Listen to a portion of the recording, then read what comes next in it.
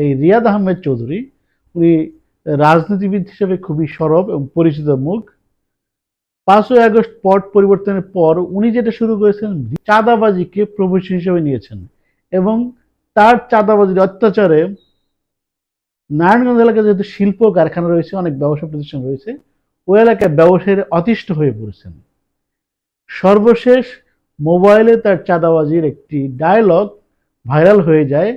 Viral হওয়ার পরে রিয়াদ মোহাম্মদ চৌধুরী যে টাকা পয়সা অর্জন করেছেন সেটা নিয়ে পালিয়ে যাচ্ছিলেন বিদেশে। এই সময় গতকাল বিমানবন্দরে তাকে আটক করা হয়।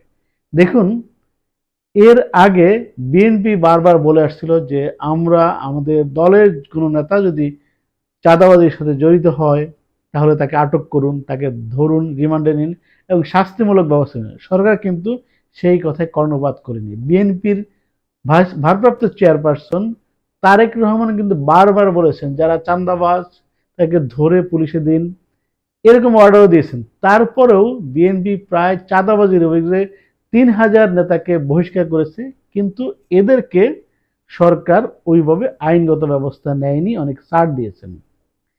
এইবার যেটা হলো যে সরকার আর এই ছাড় দেওয়ার পক্ষে নয়, কারণ সরকার যে সংস্কার প্রক্রিয়া করার জন্য এসছেন বা সরকার যে সংস্কারটা বাস্তবায়ন করবেন সেইটার একটা বড় বাধা হয়ে গেছে দেশের আইন শৃঙ্খলা পরিস্থিতি। দেশের আইন শৃঙ্খলা পরিস্থিতি ঠিক না থাকে তাহলে আসলে কোনো কিছুই সম্ভব না, কোনো উন্নয়ন, কোনো অগ্রগতি, কোনো সম্ভাবনাই সম্ভব না। দেখুন, এই চাঁদাবাজরা যখন কোনো গার্মেন্টস থেকে চাঁদা তুলে তখন ওই গার্মেন্টস মালিক কি করে, তার নিজের টাকা দেয় না, সে তাদের শ্রমিকদের বেতন কমিয়ে দেয়।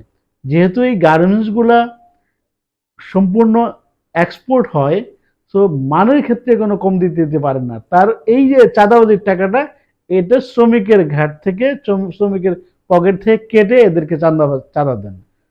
তো বাংলাদেশের মানুষের শান্তি প্রতিষ্ঠা করতে হইলে, দেশের মানুষের সার্বিক উন্নয়ন করতে হলে অবশ্যই এই চাঁদাবাজদের বন্ধ করতে হবে।